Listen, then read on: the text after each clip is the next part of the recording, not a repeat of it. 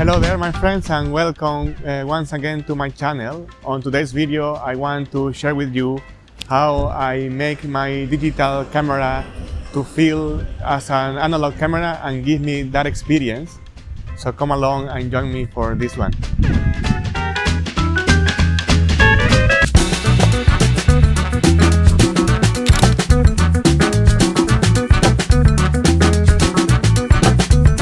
My name is Armando. I'm a street photographer based in the UK. And in case you don't know me yet, I tend to prefer to use film camera or analog camera for my work. But for example, in days like today, here in the UK it's raining, no surprise. But probably you know that the analog cameras and water, they don't go very well together. So for example, in days like this, I am forced to use my digital camera. And also we all know that film camera can be a bit expensive, so maybe we cannot do it every single time we go out there with our cameras. So I want to share with you today how I make my digital setup to feel as close as possible as shooting an analog camera. And the first thing for that is that I chose to use this very nice Fujifilm X-T2. So this is the X-T series. This one is a bit old already, but we have the newer version, the T3, T4 and T5. And as you can see, 50% of the reason why I chose this camera is because of the looks. So if you look at it, it does look like a SLR classic film camera. So that's one of the first things I do for my setup to make me feel the experience, because for me, one of the most important things that you should look into a camera, apart from the specs, of course, that they are good enough for what you want to achieve. But for me, a camera, what it should do is to make you want to pick it up and go out there to take pictures. And this camera does that for me. So every time I see it in my shelf at home, I feel like pick it up and go out there to take some pictures. So that's the reason number one, and the way number one how I make my digital to feel like an analog camera. The way number two that I make my digital setup to feel like an analog camera is thanks to the manual controls in the X series Fujifilms. So this is not just, of course, for mine, which is the X-T2. It will be the same for all the latest models as well. So let me show you here closer what I mean. So this camera resembles an analog camera, basically because we have manual controls for the exposure. So that means that I can change very easily and manually the shutter speed. I have the dial here, and also because I have this lens here, I can also choose the aperture. And of course, because this is a digital camera, then you also have the option of choosing the ISO for our exposure, and we even have an extra one for exposure compensation. So having all of these manual analog controls, it really makes me feel that I'm shooting a film camera. Now let me show you some of the photos that I have taken using this setup before we move into the next point.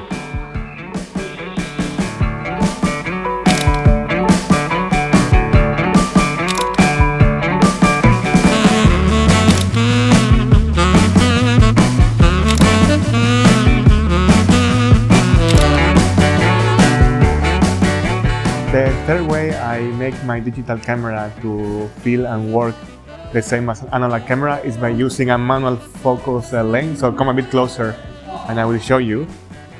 So I got this lens from Amazon. So this has the X mount, which is the one for Fuji camera, but it's fully manual. So I have to move it to adjust the focus. And as I show you already, it has the aperture ring. So this kind of setup completes the feeling for the analog camera, and you can actually get this kind of lenses for a very good price.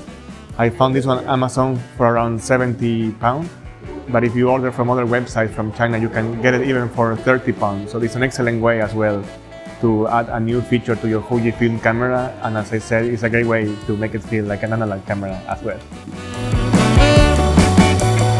Well, I'm back home because it was raining even more outside, also windy and a bit cold. But in any case, let me share with you now the fourth way in which I make my digital camera work as an analog camera. And that's by using what Fujifilm calls film simulations.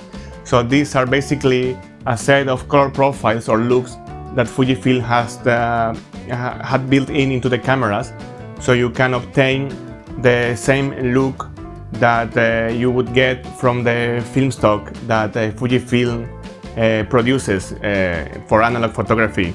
And the cool thing about that is that you can set up different parameters, and then you will obtain this look straight from your JPEG file, so you don't need to do any further editing. Let me now show you a bit closer some of the profiles that I use, and I will also show you some of pictures, examples that I have taken using this kind of film profiles or film simulations. Also, people call them film recipes. So let me show you now in the camera about these film simulations. So in the Fuji cameras, you can choose this option, and then they have many profiles which they have named after their own film stock. And then each of them will give you different color saturations and hues. Each of these profiles, you also have black and white profiles. And apart from that, you can also customize things like the grain effects, for example, make it weak, strong. The newer versions of Fujifilm X-T series have even more options. And you can also play around with the dynamic range to play with the contrast and how those highlights and shadows are rendered. The same for the white balance and the highlight tone and the shadow tones and amount of saturation for the colors of the sharpness. So for example, using the app, it's called Fuji Weekly. You can check for many recipes, that's how they're called. So these are combinations that people have found to produce very nice results after a specific film stock, that it doesn't have to be only for Fujifilm, it can also be for Kodak and so on. So for example, the two I use the most is the one that I have named here, Tri-X. I will put the parameters on the screen, and I will show you some example pictures so you can learn how to set up this profile to make your photos look like the legendary Tri-X film by Kodak out of the camera.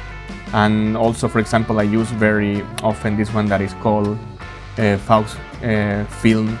I will also show you some images using this profile, and I will give you the recipe as well. So this is how I managed to get straight out of camera photos that look like they were taken using an analog or film camera.